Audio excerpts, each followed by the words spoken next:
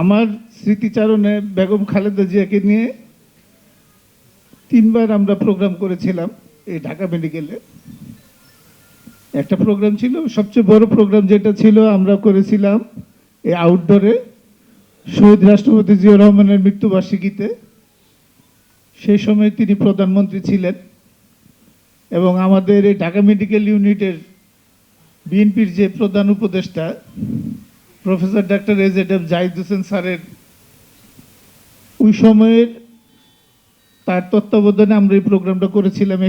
এখানে অনেকেই আছেন ওই প্রোগ্রামে ছিলেন। তার অত্যন্ত কাছে থেকে আমরা তাকে দেখার সুযোগ পেয়েছিলাম এবং তার সাথে কথাবার্তা বলার সুযোগ পেয়েছিলাম। এবং সেই সময়ে আমার সাথে ছিলেন এই যে আমাদের মর্জিনা আপা ছিলেন নার্সদের প্রতিনিধি হিসাবে, আর ডাক্তারদের প্রতিনিধি হিসাবে যারা ছিলেন তারা বাবু ভাই ছাড়া আর কেউ নাই এখানে। সোহেল ভাই ছিলেন, বিপ্লব ভাই ছিলেন, নাজমুল হুদা বিপ্লব এবং শাহ হাবিবুর রহমান ছিলেন। তখন আরেকবার আমাদের এই পাশে যে ইউনিট 2 হয়েছে সেখানে আপনারা জানেন সবাই আমাদের পুরাতন আবাসিক এলাকা ছিল, সেখানে ম্যাডাম আসছিলেন। আমরা ওই সময়ও আমাদের এখানে যারা ছিলেন তাদের সৌভাগ্য হয়েছিল তাকে কাছ থেকে দেখার জন্য। এবং আরেকটা প্রোগ্রামে আমরা মেডিকেলে যেটা পেয়েছি, কলেজে বা অডিটোরিয়ামে অনেক এসেছেন, উনি হাসপাতালে এসেছেন। তো ওনার কাছে থেকে আমরা ওনাকে যেরকম দেখেছি একজন মায়ের মতো আমরা তাকে দেখেছিলাম এবং ওনার যে ব্যবহার ছিল সেটা মানে ভুলার মতো না, হৃদয়ে থাকার মতো।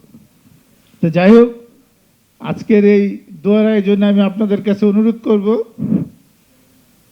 আমাদের এই গণতন্ত্রের মানসকন্যা দেশনেত্রী বেগম খালেদা জিয়ার জন্য আপনারা নিজের মনের থেকে দোয়া করবেন যেন আল্লাহ পাক ওনাকে জান্নাতের ফয়সালা করেন এবং জান্নাতের সর্বোচ্চ মকাম জান্নাতুল ফেরদৌস দান করেন।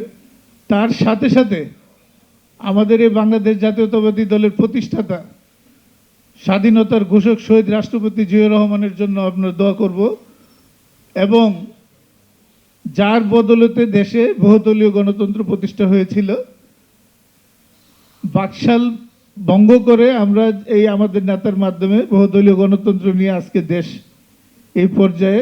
বিগত ফ্যাসিস্টের 17 বছরে তো কি হয়েছে দেশে আপনারা সবাই জানেন, শুনেছেন, দেখেছেনও। সেই ব্যাপারে আর দীর্ঘায়িত করব না।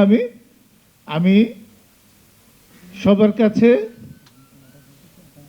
সব শেষে আগামী যে নির্বাচন, সেই নির্বাচনে আমাদের এখানে ঢাকা মেডিকেলে যে অঙ্গ সংগঠন আছেন, ছাত্র দল, যুব দল, স্বেচ্ছাসেবক দল সহ এবং আমাদের প্রশাসনের যে সমস্ত আমাদের দলীয় মনা সংগঠনগুলো আছে, সবার কাছে অনুরোধ করব যার যার অ্যাঙ্গেলে সবাই আমরা দানের শীষের পক্ষে ভোট চাবো, যেন আগামী দিনে আমরা আমাদের বর্তমান চেয়ারম্যান তারেক রহমান সাহেবের হাতকে শক্তিশালী করতে পারি এবং তাকে রাষ্ট্র ক্ষমতায় এনে আমরা দেশের আগামীর যে আমাদের 31 দফা উনি ঘোষণা করেছেন সেটা বাস্তবায়ন করার জন্য আমরা তার সাথে কাঁধে কাঁধ মিলিয়ে, হাতে হাত মিলিয়ে আমরা চেষ্টা করে যাব দেশের এই উন্নয়নের জন্য।